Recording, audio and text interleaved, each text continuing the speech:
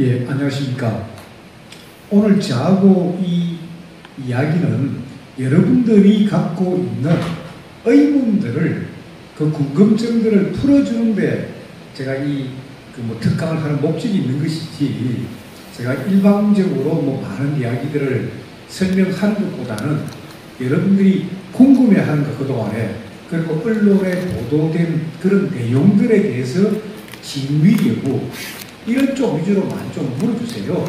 그래서 제가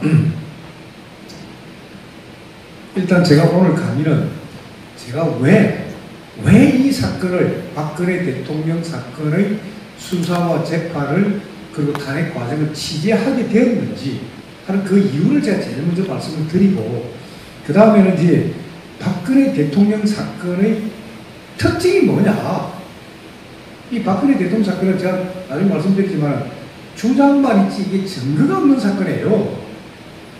그러니까 박근혜 대통령 사건의 제가 특징을 말씀드리고, 그 다음에 박근혜 대통령 사건의 진실을 제가 말씀을 드리겠습니다.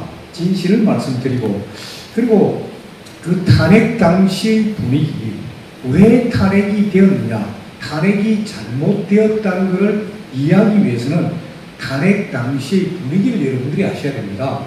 그래서 탄핵 당시의 분위기를 제가 말씀드리고, 그 다음에 이제 박근혜 대통령 탄핵이 왜 잘못되었는가, 그 근거를 제가 좀 설명을 해드리겠습니다. 그래서 일단 제가 이런 큰 그 줄거리 속에 말씀 한번 드릴 테니까 여러분들 들어보시면서 궁금한 거를 저한테 많이 질문해 주세요. 그게 이 강연의 목적이지, 제가 일방적으로 이야기하는 것보다는 제 강의는 한 30분쯤 제가 하고 나머지는 질문을 받고, 그리고 난 뒤에 제가 또 마지막 발언을 하는 걸로 해서 이제 진행을 하겠습니다. 사실 저도 그러니까 2016년 10월 24일 날 JTBC에서 태블릿PC 보도를 했을 때 저도 그 보도를 기다리고 있었어요. 왜? JTBC가 예고 방송을 했으니까 10월 24일 날 큰 뉴스를 한다 하니까, 그래서 제가 그 8시 뉴스를 처음부터 제가 다 봤습니다. 우와 보면서 저도, 아니 그 드레스된 연설문을 최종 피고인이 말이지 사전에 받아보고 30군데나 빨갛게 고쳤다 하면서 강원도 업무보고가 나오고 공부의 자료가 막 나오기에 저는 그거 보고 굉장히 실망을 했습니다. 박근혜 대통령께. 아이고, 저는 아주 잘못됐다. 저 진실 모르니까. 그때 그거 보면서 저도, 이제 박근혜 대통령 운명 끝났다. 이제 국민의 처분에 맡게 된다. 저는 이제 그런 생각을 가졌어요. 그러다가 11월 중순경인데, 그때가 이제 세 번째 촛불 집회라는 걸 할 때예요. 저는 지금 촛불이라는 표현 안 쓰고 그냥 양초 든 사람들 그 모임인데, 그 할 때예요. 그때 좀 저도, 그러니까 그게 2016년 11월 달이니까 과연 국민들의 반응이 어떨까, 제가 그게 좀 궁금했어요. 그러니까 1987년 64대 때, 그때 참 시청 앞 광화문, 그리고 저 서소문 온 거리에 데모를 할 때, 그때 제가 취재 기자로서 현장을 봤을 때 국민들이 그때 지지를 했거든요. 그래서 이번에 국민들이 어느 정도 지지를 할까, 그 현장 분위기가 보고 싶어가지고 세 번째 그 양초 든 날, 그날 제가 이제 나도 광화문에 나가봐야 되겠다. 그래서 이제 종편을 틀어놓고 이제 뉴스를 봤어요. 오늘 어떻게 진행되는지. 그러니까 종편에서 이야기가 그날 토요일입니다. 오후 2시에 소위 그 동숭동 대학로에 대학생 3,000명이 모여서 소위 정부 규탄대를 갖고, 그리고 5시쯤에 광화문 광장으로 옮겨가지고 집회를 한다. 계속 종편에 이제 방송이 되는 거예요. 그래, 그걸 보면서 저도, 그러면 시민들 반응, 국민들 반응도 알 수 있겠다. 그래서 내가 한 2시부터 저 대학로 가서 한번 구경하고, 그리고 그 대학생들 따라서 광화문 가서 한번 보고, 한번 분위기가 어떻게 돌아가는지 한번 보자. 그래서 그 마음을 먹고 제가 이제 동숭동을 갔습니다. 그러니까 2시 가가지고 사람이 없어요. 그 일들 다 뒤졌죠. 아니, 동성동에 사람들이 제일 많이 모일 수 있는 데가 방송통신대학 운동장입니다.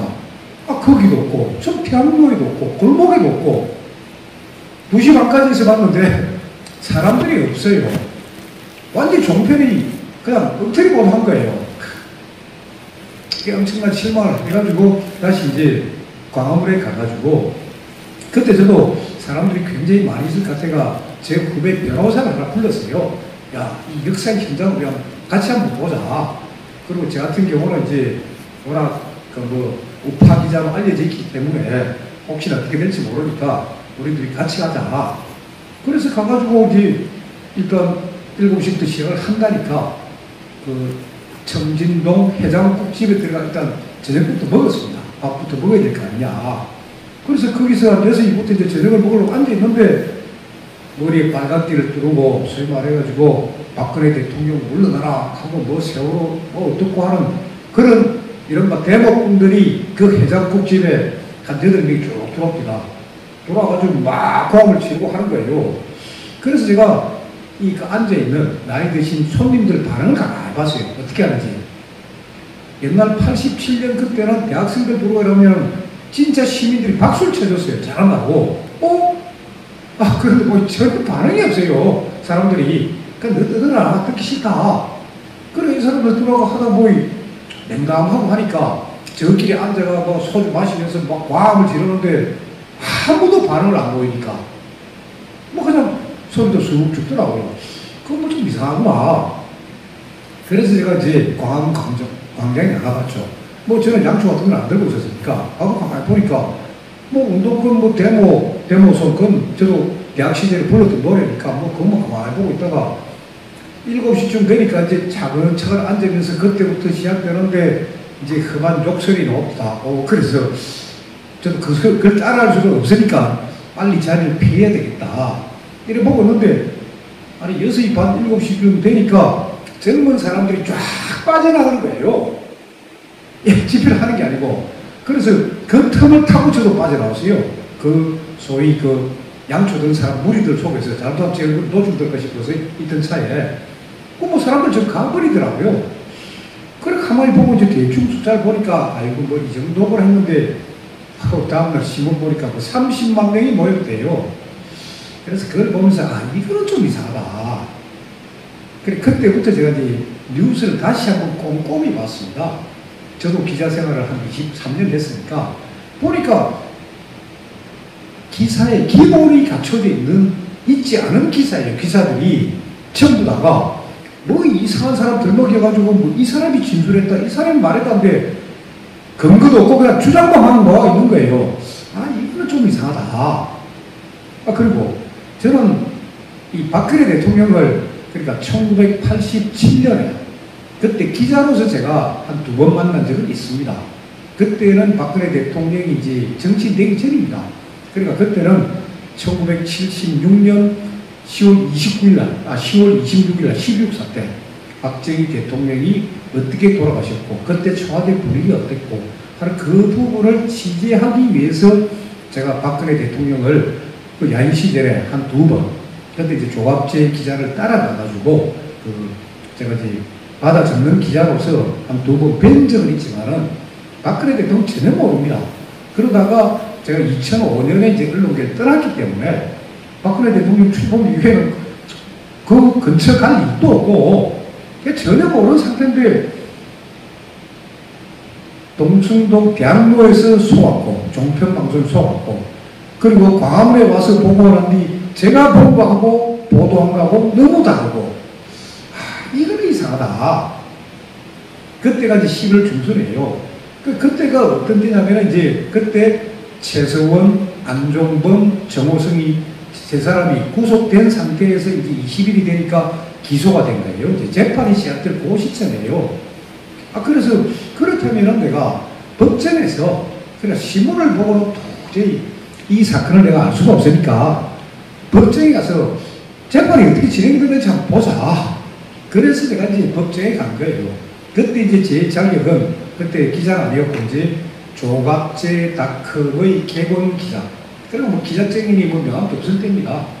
그다음 조갑재닷컴 개건 기자로 제가 이제 법정에 가게 됐는데 마침 운이 좋게도 이 최수원 피고인한테 변호인이 4명이 있었어요. 그러니까 이경재 변호사, 그다음에 오태희 변호사, 그다음에 4명이 다 해서 최광유 변호사, 이제 권 변호사하고 4명이 있었는데, 그 중에 오태희 변호사가 마침 제 고등학교 동기입니다. 제 고등학교 동기가 변호사예요. 그래서 이제 그 친구가 있기 때문에 그 방에 가가지고, 야, 지금 사건 어떻게 되느냐, 기록 좀 보자, 이렇게 됐는데, 그러니까 오태희 변호사가 친구인 나한테 기록도 보여주고 사건 진행 과정 설명한 거는 일간지 기자들한테, 조선일보, 동아일보, 중앙일보, 그게 MBN, 뭐 TV조선, 채널A 기자들한테 막 엄청나게 자기가 사실을 이야기해줘도 언론이 전 거꾸로 쓰니까 거기서 화가 난 거야. 이 친구도 물어보는 전화는 엄청나게 많고 변호사 사무실에 와가지고 많이 물어보는데 전부 다 신문에는 하나도 안 나니까 자기가 한 말은. 그러니까 그 친구도 답답하니까, 야, 너 조갑지다. 그 힘도 없지만 그래 니라도 한번 써봐라. 그래서 제가 취재를 한 거지. 저도 이 사건은 그렇게 처음부터 어떤 인연을 가지고 본 건 아니고, 아, 이상하다는 생각에서 제가 취재를 한 겁니다. 자, 아까도 제가 말씀드렸지만은 이 박근혜 대통령 사건은 뭐냐? 주장밖에 없어요. 증거가 없습니다. 제일 중요한 게 증거 아닙니까? 그럼 여러분들도 알게 그거 하니까, 아, 증거하면 안종범 의무수첩 있지 않느냐, 그 이야기 할 거예요. 안종범 의무수첩 특검에서 그 발표하면 뭐 이거 완전 사초라는 거 아니에요. 역사의 기록이다 하는데, 자, 안종범 의무수첩을 한번 보십시다. 안종범 의무수첩이 증거가 되려면 일단 몇 건인지 알아야 될 거 아닙니까? 몇 건. 이게 증거다 하면은 의무수첩이 몇 건이다, 한 건이다, 10건이다, 20건이다. 안종범 의무수첩이라 해가지고 검찰에서 쫙 압류를 해가지고 법원에다가 증거라고 제출한 거는 63건입니다. 63건.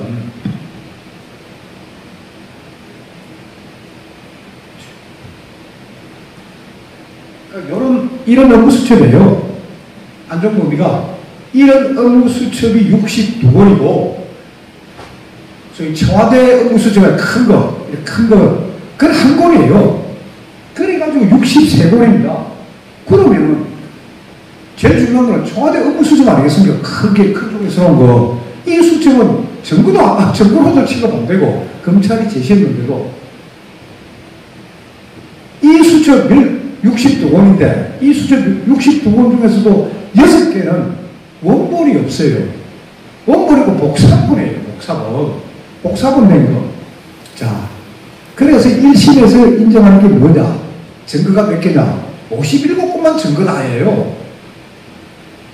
나머지 왜 증거가 안 되는지 이유도 없어요. 1심도 그렇고 2심도 그렇고 안종범 의무수첩의 그렇게 증거로서 넘겨 제가 말씀드리는데, 그 다음에 이 업무수첩을 앞뒤로 복사를 해서 검찰이 내놓은 겁니다. 그래서 쉽게 말해가 이 업무수첩을 안종범이가 청와대 경제수석이 된 2014년 6월 2일부터 업무수첩 썼다니까 6월 2일부터 62건을 쫙 갖다 놓고 그리고 하나씩 눈으로 보면서 확인해야 될 거 아닙니까? 이 원본 본 사람 아무도 없습니다. 복사본이에요. 이걸 그냥 앞뒤로 복사해가지고 그냥 그거만 내놓은 거예요. 그 복사량이 A4 용지로 8,000장입니다. 종이 글씨로 휘갈긴 글씨에다가 좀 어떤 거는 좀 흐릿하고 그런 걸 8,000장을 복사를 해놓으니까 순서도 없이 막 던져놓으니까 어떻게 증거를 찾을 수가 있습니까? 그러니까 기록 솜씨가 무척 가버린 겁니다. 그러면서 이제 특검에서는 자기네들 필요한 거만 언론에 살살 보도해가 안종범 의무수첩이 대단한 증거다. 그래서 제가 변호사를 보고 제발 이 업무수첩 원본을 법정 위에 올려놓고 우리 하나씩 좀 대조 좀 할 수 있는 거 좀 해라. 근데 대통령 재판 빨리 끝내야 되고 기록은 30만 페이지고 그렇게 틈이 없어가지고 그냥 넘어간 거예요. 그러니까 업무수첩 내용을 꼼꼼히 대조를 했으면 이 업무수첩이 얼마나, 그래, 일부는 조작됐고 일부는 안종범의 허위 진술이에요. 그게 무슨 말이냐. 자, 2015년 7월 25일 날 대통령이 삼성 이재용 부회장을 만났다. 그래서 대통령 지시를 안종범이가 받아 적어놨다. 하고 업무수첩 돼 있고 업무수첩 내용이 탁 적힌 복사가 붙어있어요. 복사지가. 근데 그 복사지 보니까 아니 대통령하고 삼성전자 부회장이 대화를 했는데 왜 그게 칼 이야기가 들어갑니까? 대한항공 뭐 이런 이야기가 들어간 거예요. 아 그걸 누가 그 대통령하고 삼성전자 부회장이 만난 자리에서 왜 대한항공 그것도 제주 지점장 이야기가 그 들어가고 하겠어요. 그건 나중에 집어넣은 거지.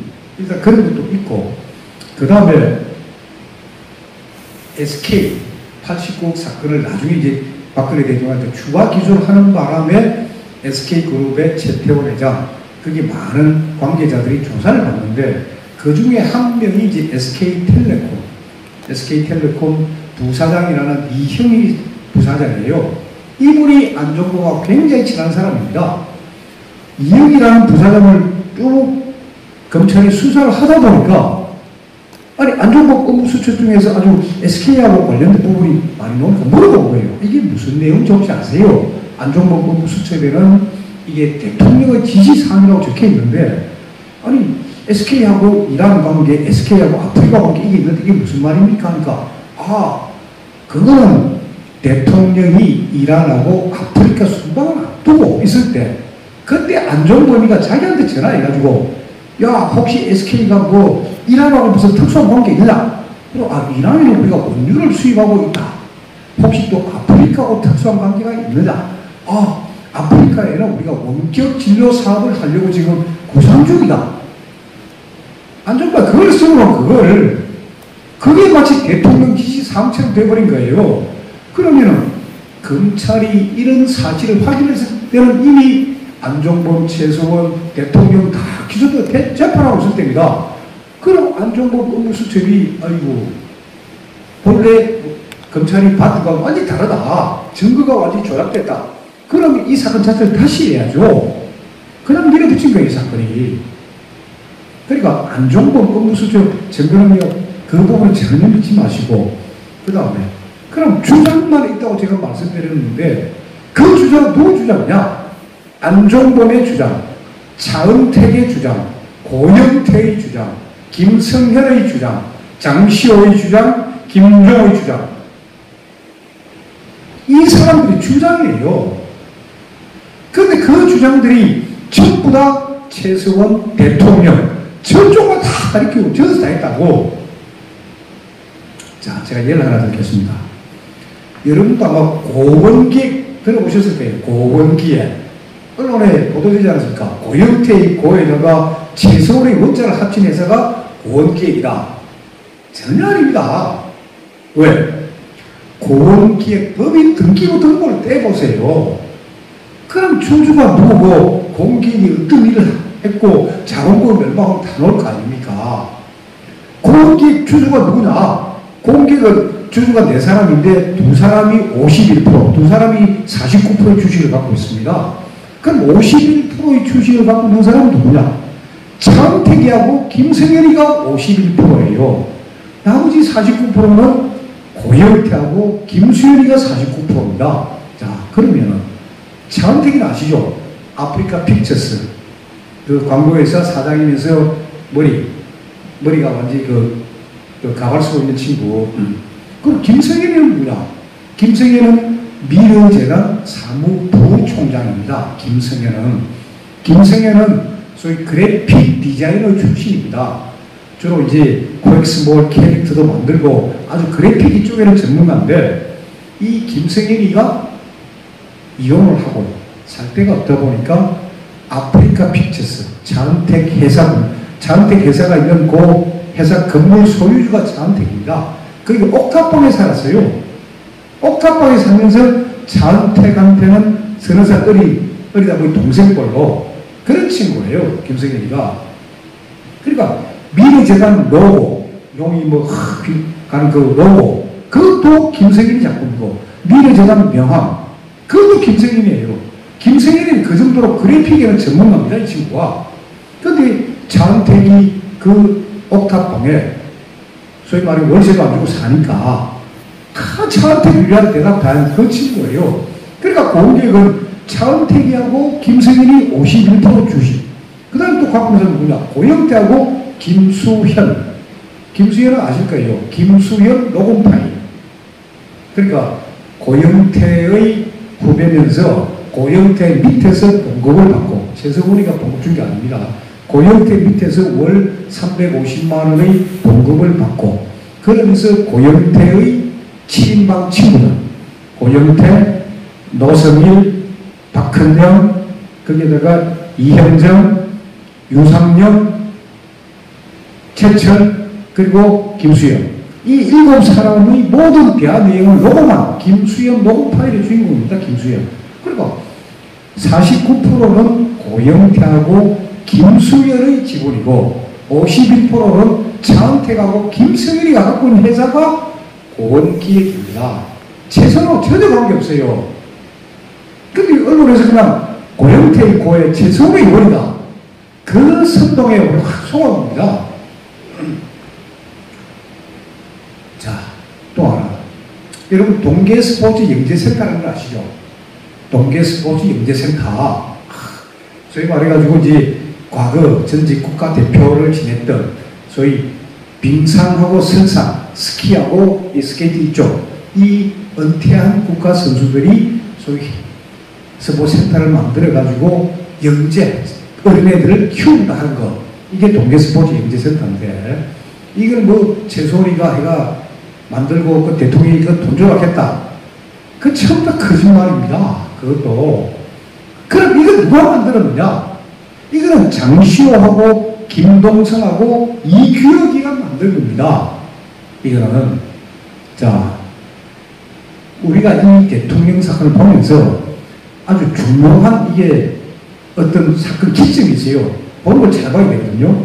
그러니까 그 중에 하나가 뭐냐면 정유라가 A를 출산한 날입니다. 그게 2015년 5월 8일입니다. 정유라가 A를 출산했는데, 자, 정유라를 보세요. 시집도 안 간 20살 된 대학생이 배가 불러와서 A를 놓게 되는데, 그래서 2015년 초부터 결국 최서원은 정유라를 제주도로 보냅니다.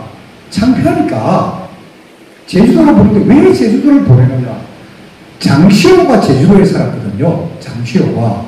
그래서 너희들이가 사촌이니까 장시호가 그래도 정유라 좀 챙겨주고, 또 장시호는 결혼을 하고 식을 올리고 한 8개월 만에 이혼을 했습니다. 장시호가. 그 수사 기록이 다 나오고 있습니다. 이혼을 하다 보니까 장시호도 애를 뵌 상태예요. 애를 뵌 상태다 보니까 결혼하고 이혼하고 애를 낳아야 되니까 장시호 부모가 제주도에 땅도 사주고 하면서 그쪽으로 보냅니다. 그래서 장시호는 애 키우러 결국 제주도에 머물고 있었어요. 그래서 정유라를, 장시호가 애를 키우는 경우도 있고 하니까, 그래서 정유라를 장시호 집에 보내가지고, 그래서 거기서 몸을 풀게끔 했는데, 정유라가 걔하고 고양이 키우니까 장시호가 쪼그려버립니다. 아니, 나가라! 지불하다고. 자, 제가 5월 8일 날짜를 냈죠. 2015년 5월 8일이잖아. 왜 이게 중요하냐?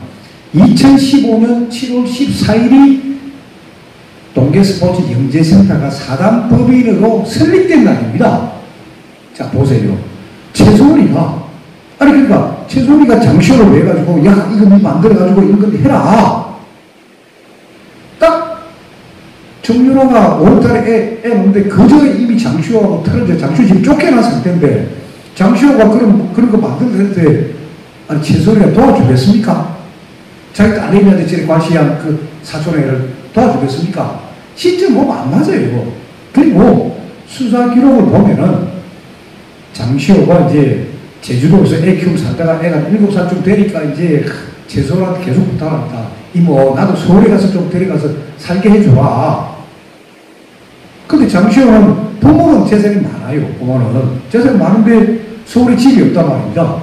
그래서 최소원이가 미성 빌딩 말고 조금 고급 아파트나 뭐 이런 데를 자기가 이제 전세를 해가 자기가 거주하는 데 있었어요. 그것도 검찰 수사 기록이 다 나옵니다. 그래서 거기에 자기가 그러면 내가 또 하나 전세집이 있으니까 그거 네가 그러면 서울 살아라. 그 장시호가 거기에 김동성이하고 같이 삽니다. 그게 수사 기록이 다 나와요. 그래 한 달이랑 같이 살면서 그래서 김동성이하고 머리를 짠 게 이렇게 해가지고 우리가 이거 그렇게 사당 도비체를 하나 만들어가지고 그 돈 있는 사람 끌어모아가지고 한번 해보자. 그렇게 처음에 두 사람이 계획을 합니다. 김동성이하고. 근데 김동성이는 마침 그때 또 강릉시청 이제 빙상팀이 갑자기 생기면서 감독을 하게 되니까 그러면 나는 저한테 강릉으로 간다. 그래서 김동성이가 빠지고 대신에 들어온 사람이 이규혁입니다. 자, 이규혁은 여러분 아시죠? 우리나라에서 그 스피드 스케이팅 최고의 선수 아닙니까? 국가대표도 오래 하고. 그러면 이규혁이라는 사람을 참 예쁘게 봐가지고 참 지원해준 사람이 누구냐면 김재열입니다.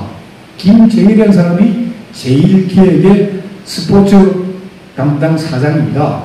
그러니까 김재열이라는 분은 소위 이재용 회장 여동생 남편이에요. 그러니까 제1기획에 있으면서 이제 뭐 좋은 일들, 그러니까 삼성그룹이 1년에 거의 한 4천억 내지 5천억을 사회 공헌기금으로 사회에 내놓습니다. 삼성전자가. 그걸 이재용 부회장이 결제하는 게 아니고 계열사 사업 단위에서 알아가지고 착착착 지원해 주는 거예요. 그러니까 김재열 사장 입장에서는 이규혁이가 워낙 대한민국을 빛낸 스피드 스케이팅 선수고 하니까 가끔 불러서 차도 사주고 가끔 불러서 청담동 아주 고급 일식집에 끌고 와서 밥도 사주고. 그래서 네 국가대표 그만두고 뭐 할 거냐, 어떻게 앞으로 네가 살아갈 거냐. 그때 이규혁이가 국가대표 은퇴 선수들 모아가지고 우리가 젊은 애들 좀 키우고 싶습니다. 그러면 돈이 필요합니다. 그래 그럼 내가 지원해 줄게. 그래서 10억이 간 겁니다. 돈이. 대통령 최소 이게 전혀 아니고. 그러면서 그 과정에서 보면은 장시호하고 이규혁이가 거의 한 1년간 카톡 주고받게 쭉 나옵니다. 이 사단법이 또 공개스포츠 인재됐다 만들지 못한 그 카톡이 수사 기록을 다 붙어 있습니다. 거기 보면은 돈을 어떻게 해가지고 한다는 게 두 사람 간의 관계 다 나옵니다. 최소한 전혀 관계 없습니다. 그리고 이규혁하고 이제 장시호가 이제 제1기획에서 돈이 들어오니까 사단법인 말고 별도 회사를 또 하나 만듭니다. 그게 더 M이라는 회사인데요. 만들어가지고 그 지분 30%가 이규혁이고 70%가 장시호 거예요. 그래서 박근혜 대통령 사건이 터졌을 때 기자들이 이제 그 회사의 등기부를 보니까 이규혁 지분이 나타나가지고 그때 이규혁 선수는 소위 스포츠 개통 이거 막 해설하고 막 이럴 때 유명인사예요. 그때 기자들이 물어봅니다. 아니 이 회사에 당신 지분이 있는데 어떻게 됩니다. 이게 그거 없다 줬다. 그렇게 다 신문에 보도가 됐어요. 그때 결국은 이규혁도 시인하거든요. 맞습니다. 제 지분 맞습니다. 장시호 줬습니다. 그것도 그런 사건입니다. 동계 스포츠 영재센터라는 것도. 그리고 플레이그라운드 광고회사. 플레이그라운드라는 광고회사 차은택이가 세운 회사예요. 차은택이가. 그리고 차은택하고 안종범이가 사실 상당한 특수관계입니다. 2014년부터 두 사람이 두바이에 같이 갔다 오고 아주 가까운 사이고. 그래서 이 플레이그라운드라는 광고회사. 그러니까 언론 보도나 검찰 공소장에 보면은 대통령이 독대를 단독 단독 면접을 한 기업 총수하고 헤어질 때 노란 봉투를 하나 주었다. 그 노란 봉투 속에 플레이그라운드의 광고를 좀 해라 하는 그게 담겨 있었다 하는 게 발표인데 대통령 노란 봉투 모릅니다. 그리고 그거 준 적도 없습니다. 그럼 누가 줬느냐? 안종범이가 밖에 대기하고 있다가 이제 대통령이 끝나고 나면 뭘 거 아닙니까? 재무총수가. 그럼 재무총수한테 가면 뭐라고 또 주면서 이게 대통령 뜻입니다. 그러니까 거기에 속은 사람이 이제 현대자동차 그룹에서 또 속았고, 그리고 KT도 속은 거예요. 그래서 그것을 일부 이제 광고 지원을 갔는데, 최태원 회장도 마찬가지로 박근혜 대통령하고 이제 단독 면담을 뭐합니까? 대통령은 들어가시고, 안 좋은 걸 따라서 노란봉투를 주더랍니다. 그래서 최태원 회장 열어보니까 뭐 광고 이야기니까, 그래서 아까 제가 말씀드린 SK텔레콤의 이현희 부사장을 불러가, 야, 이거 뭐 또 청와대에서 말이지 광고 부탁이 있는데, 당신 좀 알아서 해라.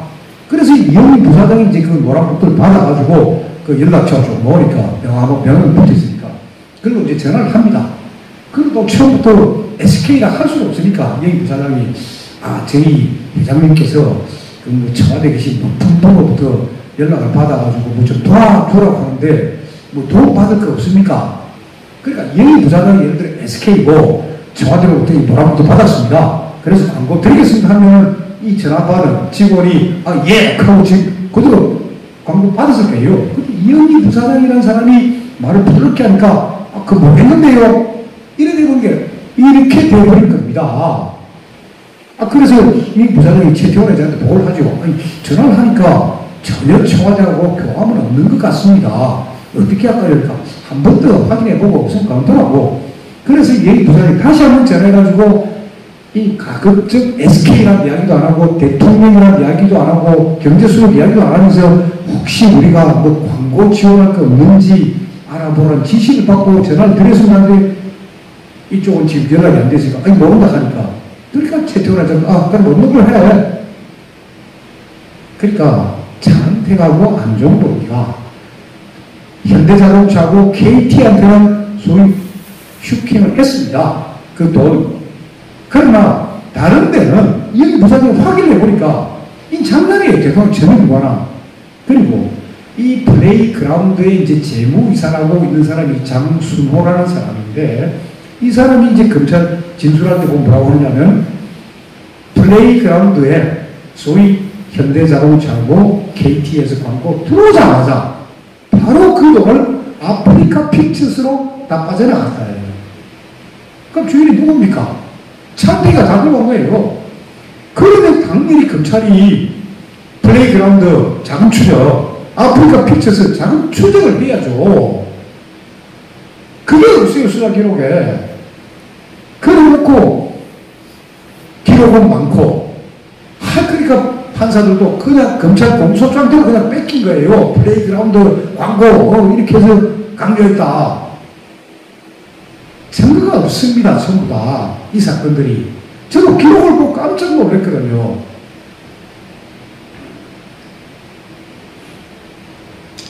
자, 승마도 마찬가지예요. 승마 뇌물 날리시는데 승마 그 말로는 뭐 저 최수근의 딸 정유라가 2등을 하니까 그래가지고 저 감독들 너 승마협회 조져라.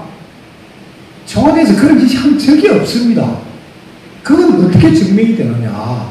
그 청와대로부터 지시를 받은 사람이 문체부 체육정책과장 진재수 과장입니다.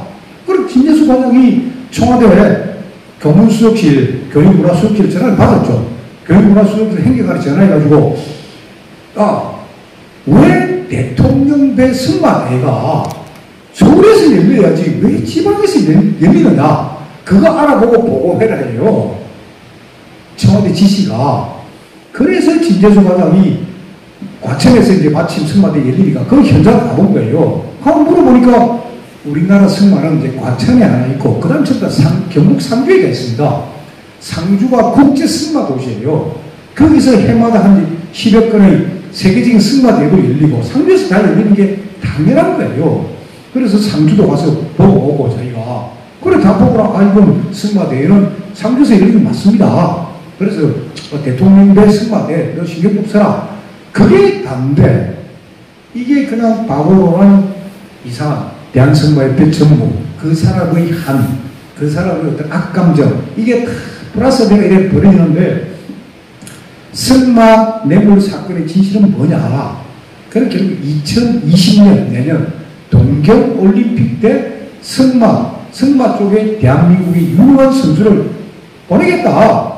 그겁니다. 근데 그걸 하려면 돈이 굉장히 들어요. 그럼 삼성에서 그걸 받게 되면 돈이 진짜 몇천억 듭니다.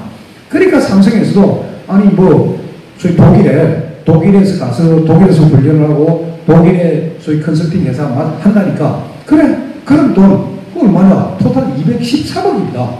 213억 그럼 우리 지원해 줄게.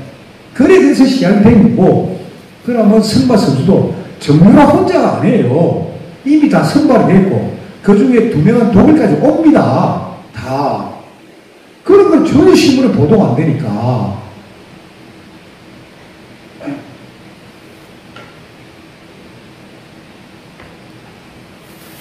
그 다음에 태블릿 PC.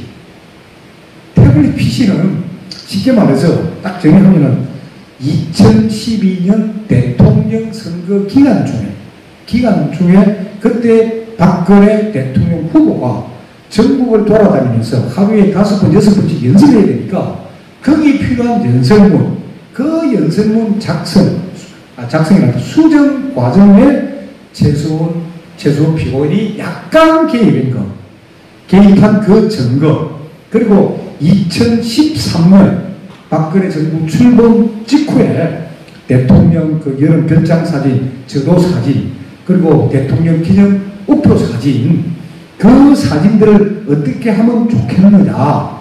그러면 청와대에서 당연히 저도의 대통령이 여름 휴가를 갔습니다. 청와대 사진사 따라갔어요. 사진 찍었습니다. 한 100여 장 됩니다. 그러면 이 사진 전부 다 못 실으니까 이 대통령한테 어느 사진을 쓰면 되겠습니까? 할 수는 없는 거고. 그래서 대통령하고 가까운 최소한한테 우리가 이 100장 찍어 왔는데 그 중에서 한 10장 정도가 참 좋은 것 같습니다. 이 사진 한번 보시고 그 중에서 오케이를 해 주십시오.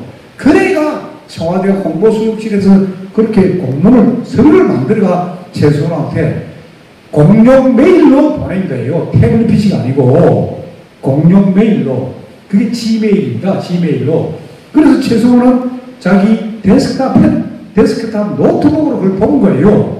그리고 보니까 이제 밖으로 흩어져 다 나오는 거죠. 그래서 2012년 대선 때, 그리고 2013년 전부 출범 초에 약간 홍보 자료, 거기에 최서원이가 개입한 것은 맞습니다.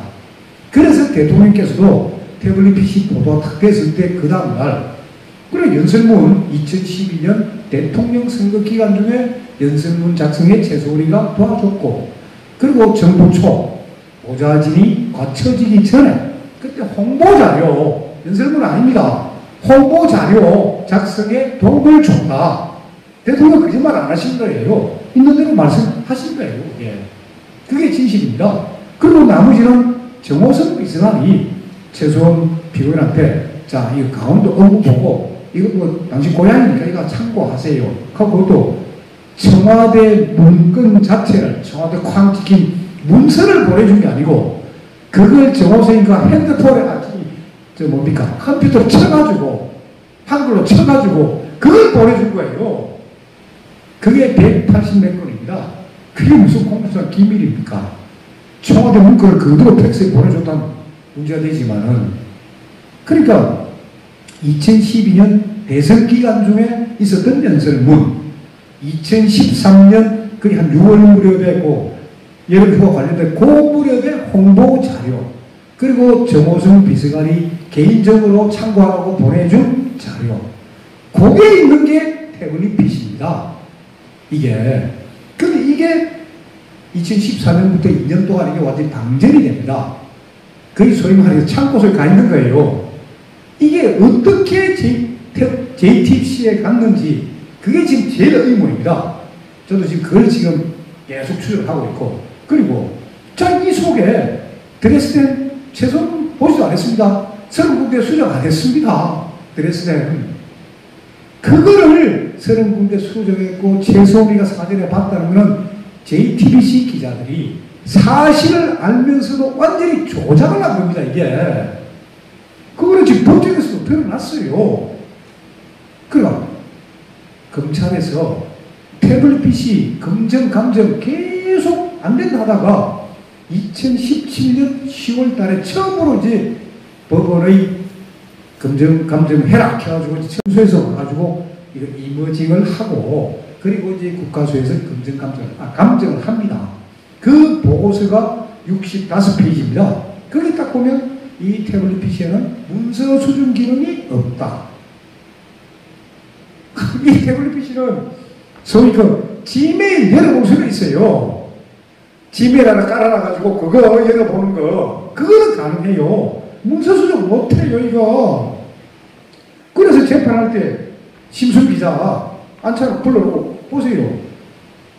최수원이가 태블릿 PC를 끼고 다니면서 대통령의 연설문을 빨갛게 꽂혔다. 그게 심수미의 리포트입니다. JTBC. 그래가 드레스덴 오고 뭐 강원도 공부 보고 공무의 자료 막 보는 거예요. 심수미 기자한테 검사가 묻습니다. 태블릿 PC에 문서 수준 기능이 있는 줄 압니까? 몰라가는 거예요 지금. 지금도 모른다는 거예요. 문서 수준 기능이 있는지. 국립과학수사연구소에서 문서 수준 기능이 없다고 나왔는데도 심수미 기자가 법정에서 제가 시인한 겁니다. 이거는. 그러면 결국 JTBC가 뭡니까? 완전히 조작보도한 거 법정에서 드러난 거예요.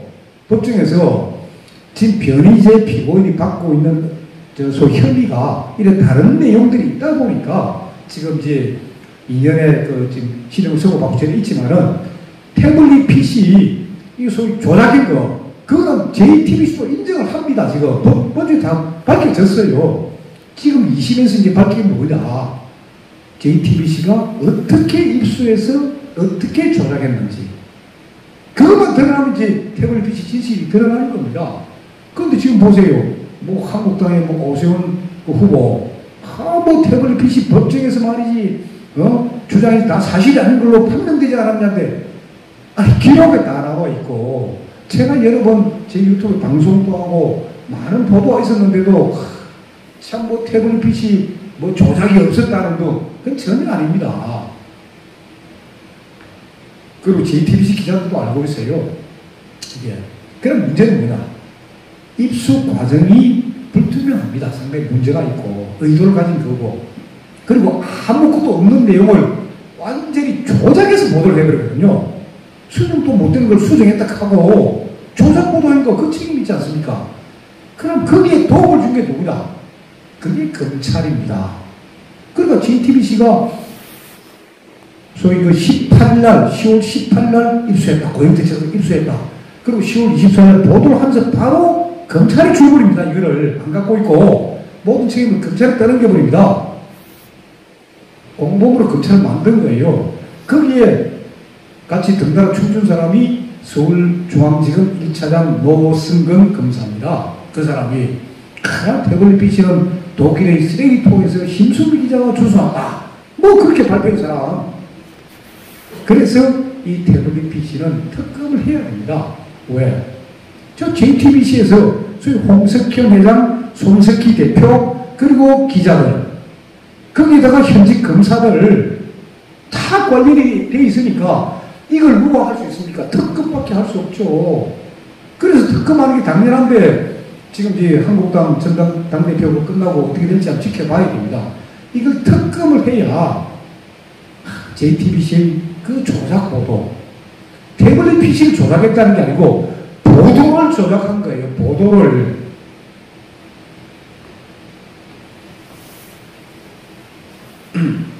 그러니까 이게 박근혜 대통령 사건의 특징입니다. 증거 아무것도 없이 그냥 주장이에요. 주장. 그러면 박근혜 대통령 사건의 진실은 뭐냐?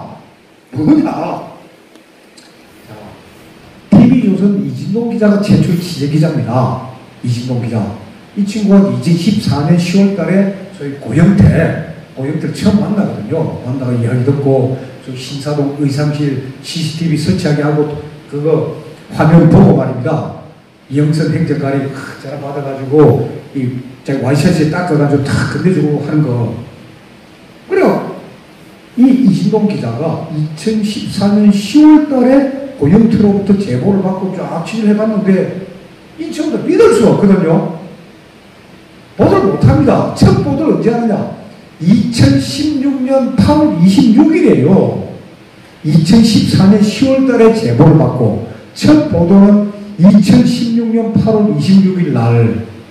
그러면 첫 제보 내용이 보도 내용이 뭐냐? 고영태 제보가 아니에요. 문학의 황태자 차은택이에 대한 비판입니다. 차은택. 그럼 이 사건은 뭐냐? 그러니까 이진동 기자는 이 사건의 실체를 본 거예요. 차은택이가 문화창조와 본부장 하면서 국가예산 2016년도 국가예산 1,300억을 지 마음대로 써버린 겁니다. 그럼 그걸 또 누가 아느냐?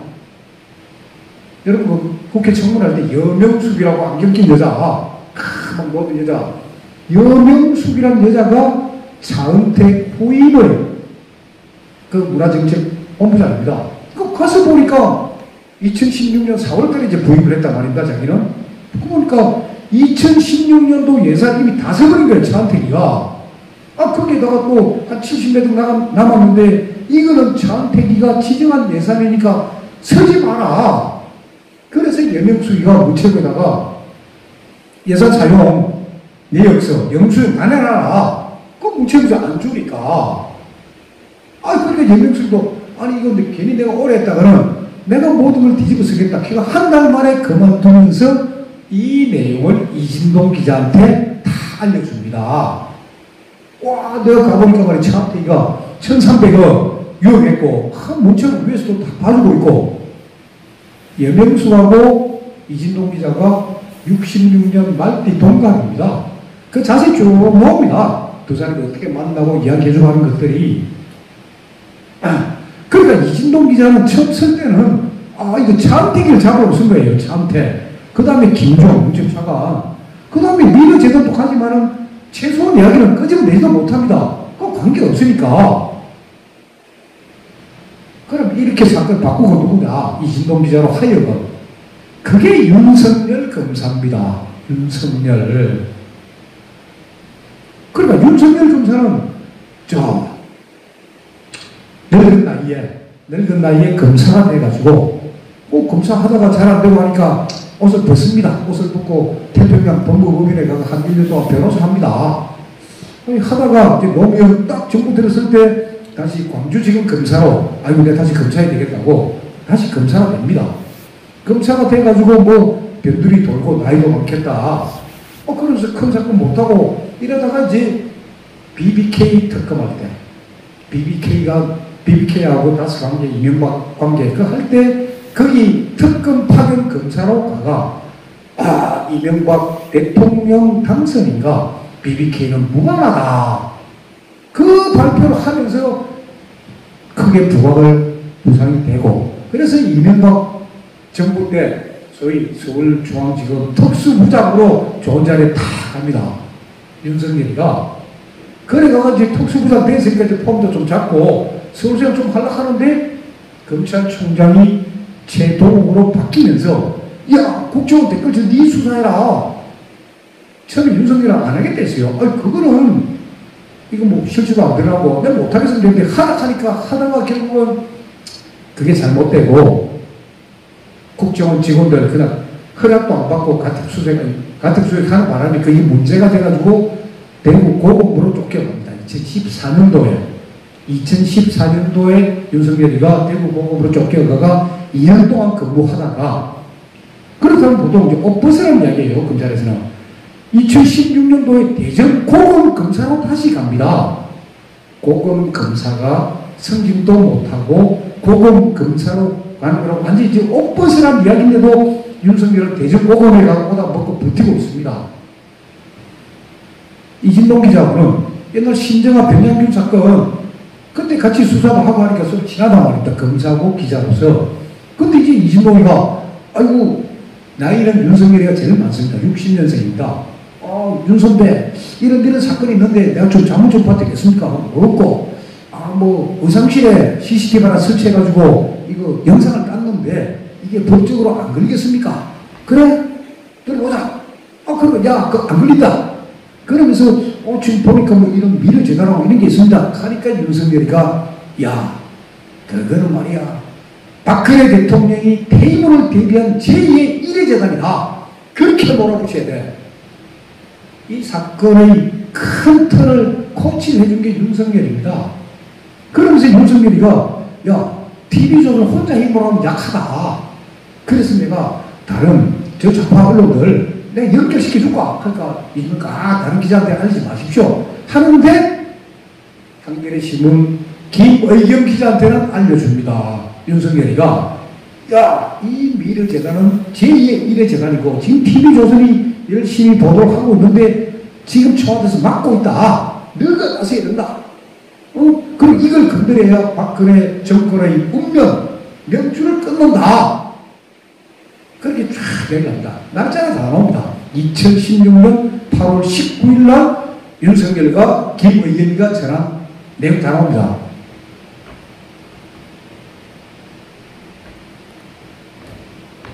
이게 이진동 기자가 쓴 이게 최순실 게이트 이렇게 시작되었다는 게 자기 특종 게요.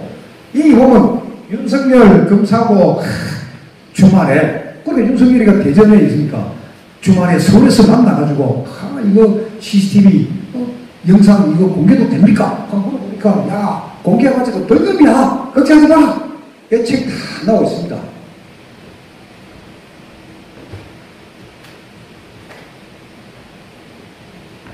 이 책이 뭐냐? 한겨레 기자들이 최순실 게이트 기자들 대통령을 끌어내리다 하면서 쓴 책이에요. 자기는 무용다. 여기 보면은 김의겸이가 윤석열 검사하고 언제 통한 내용이 다 써놨습니다. 여기에. 그러니까 저는 수사 기록도 보고 그러면서 이제 세월이 좀 지나니까 대통령 탄핵도 되고 그리고 소위 대통령이 구속되고 나니까 이제 사냥이 끝났으면 전리품 챙겨야 될 거 아닙니까? 내가 이렇게 열심히 했다는 거 이런 책들이 나온 거예요. 이런 책들 읽으면서 저도 수사 기록하고 다 맞춰보니까 이게 다 나오는 거예요.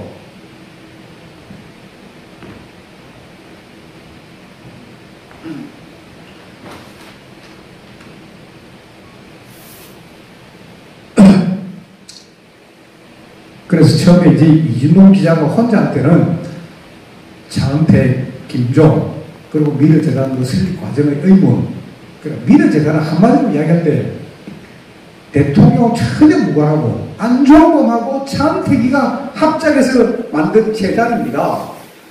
여러분도 알고 계시지만 중국 리그창 총리가 갑자기 들어오니까 리그창 총리 방안에 맞춰가지고 한국과 중국 민간 기업 간에, 민간 단체 간에 문화교류 MOU를 체결해야 되니까 급히 만들어라.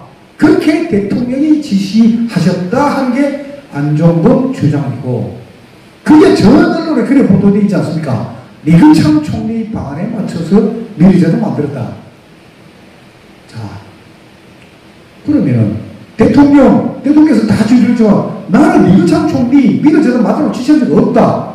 또 최소원 나는 안종범하고 최소원하고 안종범은 전화 한 통 한 적이 없는 사이입니다. 전혀 모르는 사이입니다. 정호선 최소원한테 그런 이야기 들은 적도 없고 대통령한테 그렇게 보고한 적이 없다. 똑같은 사안에 대해서 네 사람의 이야기가 다르는데 한 사람의 주장만 지금 판결문에 그대로 나와 있는 거예요. 세 사람은 완전히 다른 이야기를 하고 있는데 이게 미르재단이고 K스포츠재단은 더 웃깁니다. K스포츠재단은 공소장에 보면 2015년 12월 21일 날 대통령이 안종범을 불러가지고 야 K스포츠재단 만드는데 이사장은 누구라고 사무총장은 누구라고 대통령님께서 그렇게 지시하셨습니다. 그게 공소장이에요. 안종범 진술이고. 그러면 K스포츠재단 초대 이사장 정동구 당신 안종범 만든 게 언제냐? 12월 19일이에요. 대통령한테 지시받기 이틀 전에. 그럼 어디서 만났냐? 예, 남아도 르네상스 호텔에서 만났습니다. 왜 만났느냐? 아니, 안종범이 전화 와가지고, 정경련에서 이런 거 좀 만드는데, 제가 이 정동구 씨가 이제 체육계 아주 존경받는 선배니까, 저 의견 좀 구하러 왔습니다. 그래서 커피 한잔 먹으면서 그래. 앞으로 이래 돼야 된다. 하고 자기 이야기를 했다, 자기는. 안종범이가 다 사람 만나가, 다 타진해가지고, 지가 그냥 임명한 거예요. 그러면서 케이스 보좌관은 자기가 컨트롤 해야 되니까 정현식, 자기가 선교인한테 교수할 때 나이 많은 자기 제자, 정현식은 신한은행 압구정 지점장 할 때 대구 상고 출신입니다. 그러니까 고등학교밖에 안 나왔으니까 이제 그때 성대 경제학과가 안종범이 밑에서 이 소위 대학교 졸업을 땁니다. 그 사람 시켜가지고 하고, 미래재단은 이사장 김형수, 차태기 논문지도 교수 연세대학교, 다음에 거기 이사들 이한선 이사 LG 광고업체 광고 제작국장이에요. 거기 나오는 사람들, 거기에 또 보면 우리가 나왔지만 손혜원 보좌관 참여 그거 다 있어요. 전부 다. 아니 재산하고 전혀 관계없는 게 미래재단이고 K스포츠 재단입니다.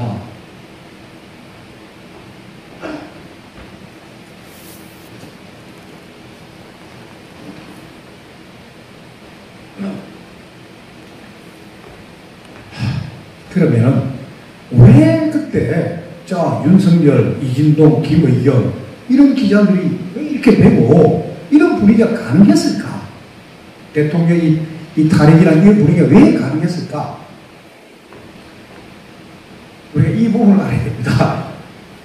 2012년 대통령 선거, 그리고 2012년 12월 19일 날 대통령 선거가 있었습니다. 그때 박근혜 대통령이 50% 넘어갑니다. 50.6%가 해가지고 대통령이 당선됩니다. 그런데 12월 17일 날 리얼미터라고 여러분 많이 보죠. 리얼미터라는 여론조사. 거기 여론조사에 보니까 문재인 후보가 처음으로 1.7%를 앞섰다는 거예요. 자 보십시오. 12월 17일이면 대통령 선거 투표 이틀 전입니다. 그때는 깜깜이 기간입니다. 여론조사 결과 공표 못하게 되어 있습니다. 리얼미터 사장 이택수, 리얼미터가 그거 저도 근거도 몰라요. 어떻게 문재인 후보가 처음으로 1.7% 이겼는지. 그거를 박근혜 캠프에도 알려주고 문재인 캠프에도 알려준 거예요. 문재인 후보가 1.7% 앞섰다. 그래서 박근혜 캠프 쪽에서는 그 보는 순간에 이제 그동안의 추이가 계속 우리가 앞서왔고 뭐 잠깐 떨어졌다 하더라도 이거는 대선 영향이 없다. 아무 문제 없다. 문재인 캠프는 난리가 났죠. 드디어 우리가 이겼다. 문재인 대통령은 2012년 그 대통령 출마 때 문화예술계 거기서 360억을 문재인 펀드로 얻은 사람이에요. 그 돈과 대통령 선거를 치는 사람입니다. 그러니까 그 펀드 돈 된 사람들 그 부자금도 먹고 자리도 차지하고 그러니까 12월 17일 날 1.7% 앞섰다 하니까 샴페인 터뜨리고 난리가 난 거예요. 그게 잘못된 거란 말입니다. 그건 공개해서도 안 되고 그때 1.7% 앞섰다는 게 뭘 근거로 했는지 그걸 우리가 몰라요. 그게 리얼미터고 그게 이택수 사장이 그런 걸 한 겁니다. 어쨌거나 문재인 주변 그 사람들은 시골 결과를 보니까 진 거 아닙니까? 그때부터 도둑 빠졌다는 거예요. 분위기가. 그러니까 대통령 사건을 치르면서 이 모든 것들 지금 사실 다 알아야 됩니다. 자, 그런 분위기 속에서 국정원 댓글 사건도 벌어졌고, 그러다가, 자, 박근혜 대통령이 2013년 2월달에 2월 25일날 출범합니다. 출범하면서 박근혜 대통령이 제일 먼저 한 게 뭡니까? 기업을 살리는 겁니다. 대한민국 경제를. 그래서 그때 이제 기업 활력 제고법, 기업의 활력을 살리기 위한 제고법에가 특별법을 만듭니다. 그러니까 기업이 소위 크게 할 수도 있고 줄일 수도 있고 그럼 근로자 이제 고용가 걸리는데 그걸 3년 한시적인 특별법 만들어가지고 어쨌거나 기업 좀 정리를 해가지고 제대로 되자.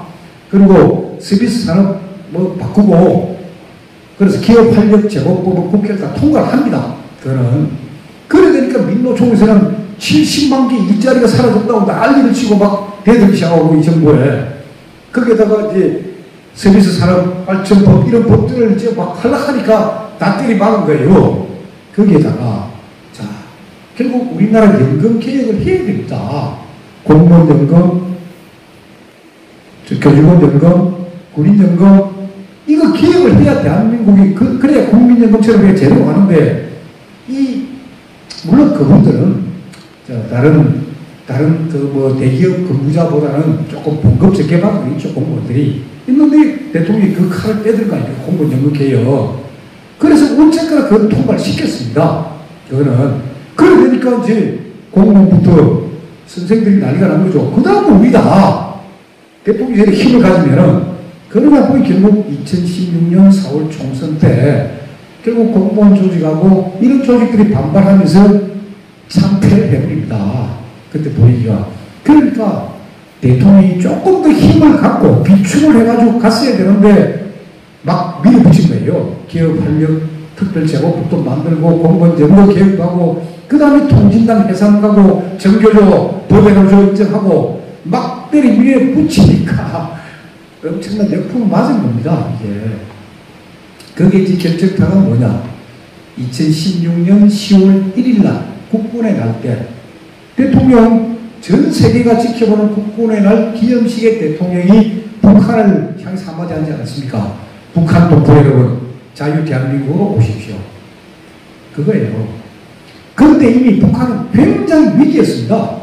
아까 그 김태산 선생님께서도 잠시 말씀하셨지만은 94년도 김일성이가 죽고 난 뒤에 고난의 행군 2년 동안에 230만 명이 굶어 죽었습니다. 북한은. 마찬가지로 그게 어느 정도 이제 수습이 됐지만은 김정은 들어서고 난 뒤에 아주 상황이 안 좋아가지고 북한이 지금 김정은 암살 조고 있고 우리 국가정보원에서 그쪽 세력하고 연관이 돼가 지원도 해주고 그게 지금 북한이 그러니까 밑에서 김정은 치고 그리고 대한민국이 북한을 흡수통일하는 그런 분위기가 그때 가 있었거든요. 그래 되면 누가 제일 고통을 치릅니까? 우리 사회 주사파들 아닙니까? 주사파들 자기 신부 다 노출되고 하니까 그때부터 주사파들이 모여가지고 이 박근혜 정권에 대항해야 된다. 근데 주사파들이 그때 이 정부에 대항하기 위해서 만든 논리는 뭐냐? 아무것도 없어요. 딱 하나예요. 세월호입니다. 세월호. 2014년 그거 큰 퍼뜨리자. 세월호 7시간. 그게 주사파에서 뭔가 국민을 선동을 하려고 하니까 피부에 닿는 거.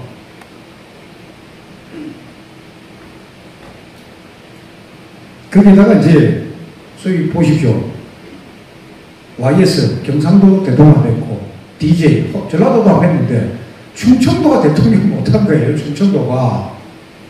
MB 그때 원내대표가 누구냐? 정진석입니다. 그때 새누리당.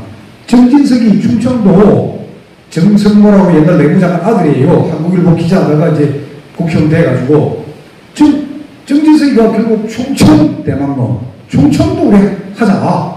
그러면서 방기문 씨 끌고 와가지고 그래서 노린 게 빨리 박근혜 대통령을 하야시켜야 야권이 전쟁정비를 못한다. 빨리 밀어붙이자.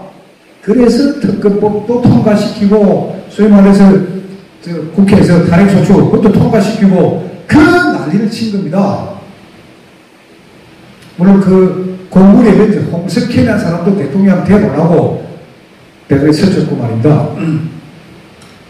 그래서 이런 것들이 다 엮어져가지고 이런 탄핵까지 왔는데 자, 탄핵에 대해서 말입니다. 지금 탄핵이 뭐 잘됐니 잘못됐니 하는 이야기가 있는데 저는 다른 걸 떠나가지고 박근혜 대통령이 만약에 진짜 헌법을 위반했다든지 국민들의 어떤 재산을 침해했다든지 누구를 뭐 죽였다든지 잘못한 게 있다면 그거는 해라 이거죠. 그거는 윗법한 게 있다면 아무것도 없어요. 그럼 뭐냐? 소문입니다. 언론의 가짜뉴스 갖고 탄핵까지 간 겁니다. 태블릿도 마찬가지고. 그래서 저는 탄핵은 잘못됐다는 거예요. 그러니까 법을 위반한 게 있다면 그걸 근거로 한번 해보자. 그거는 전혀 없이 가짜뉴스 그게 뭡니까? 여론 조작입니다. 지금 아직 뭐 더 자세한 건 안 나왔지만은 특히 김경수 만난 게 2015년 11월 달입니다. 탄핵되기 전에요. 그때 이미 킹크랩 그거 해가지고 하는 거 시험 다 하고, 그러니까 박근혜 대통령 탄핵 때 이 드루킹하고 이 킹크랩이 어떤 역할을 했는지, 물론 요번에 김경수 1심 판결문에는 그 부분까지는 빠져 있습니다. 앞으로 그 부분도 해야 되는데, 그런 분위기가 되었기 때문에, 그래서 저는 탄핵은, 이거는 진짜 가짜뉴스, 조작된 여론으로 했기 때문에 잘못됐다. 진짜 잘못한 게 있다면은 그때 해야죠. 그러다 보니까 결국 뭡니까? 박근혜 대통령 탄핵 구속이 아니고 지금 뭡니까? 지금 대한민국 정체성을 없애겠다는 거 아닙니까, 지금? 대한민국 정체성을 없애고 소위 지금 전체주의 국가로 지금 가겠다는 거 아닙니까, 지금? 그리고 헌법재판소 그 탄핵 이후 탄핵 사유, 대통령 탄핵한 사유는 뭐냐? 딱 두 가지예요. 하나, 정부가 민간기업 영역에 침입해가지고, 침범해가지고 돈을 뺏었다. 그게 재단이에요. 민의전 케이스 문제다. 그럼 대통령하고 전혀 관계없다는 게 지금 드러나고 있는데, 그다음 또 하나는 뭐냐? 공무원의 비밀 음수 위반입니다. 정호생이가 태블릿 PC를 통해가 비밀을 저 사람 줬다. 그것도 잘못된 거예요. 탄핵 사유가 두 가지입니다, 그거. 그래서 이거는 이제 바로 잡아야 됩니다, 지금.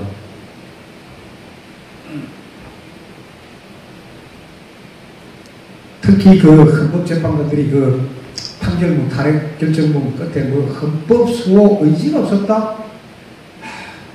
제가 지금 취재 중인데 언젠가는 그 진실도 드러날 겁니다. 그때 헌법재판관 8명이 그때 어떤 분위기였고 왜 8대2이 나왔고 하는 거는 저도 확실한 걸 조금 더 취재하고 있습니다. 아직 제가 뭐라고 말씀 못 드리는데 그런 부분들도 다 나와야 될 것이고, 그래서 일단 제 이야기를 요거까지로 하면서 제가 하는 이야기들 중에 상당 부분은 제가 하는 그 거짓과 진실 홈페이지에 제가 직권 파기를 위한 의견서 해가지고 거기에 개요, 총론, 강론까지만 올려놨습니다. 지금 이제 태블릿 PC 부분만 제가 쓰면은 거의 다 끝나기 때문에 그거 되면 다 올려놓고, 저는 이제 이게 역사의 심판을 받아보잖아요. 그러니까 지금 법원 분위기도 바뀌고 있으니까 보긴 보는데 일단 전 국민들이 이 진실을 알아야지, 그런 생각입니다. 그래서 여러분들이 궁금한 거 질문하세요. 저는 지금 두서없이 좀 이야기를 했는데 일단 궁금한 거 질문하시고 그럼 제가 대답을 해드릴게요.